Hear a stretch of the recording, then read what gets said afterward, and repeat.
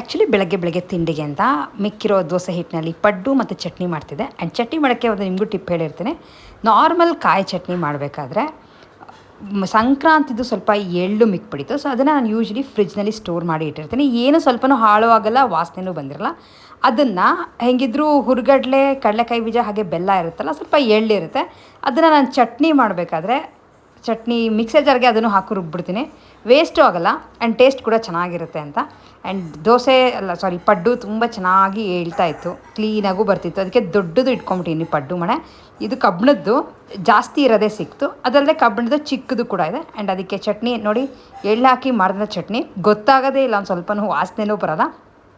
So ಸಖತ್ತಾಗಿತ್ತು. Dosa chutney ಎಲ್ಲ ಮುಗಿಸ್ಕೊಂಡು ಅಡುಗೆಗೆ ಸ್ವಲ್ಪ ರೆಡಿ ಮಾಡ್ಕೊತಾ ಇದೆ. ಅಡುಗೆ ಯೂಶ್ವಲಿ ಏನು ಮಾಡ್ತೀನಿ ಅಂದರೆ, ತಿಂಡಿ ಮಾಡಬೇಕಾದ್ರೇ ಯಾವ್ದಾರ ಒಂದು ಕಾಳನ್ನ ನೆನೆಸಿಟ್ಕೊಂಡ್ಬಿಡ್ತೀನಿ. ಹೆಸರು ಕಾಳು, ಕಡಲೆಕಾಳು ಯಾವುದೇ ಆಗಿರ್ಬೋದು.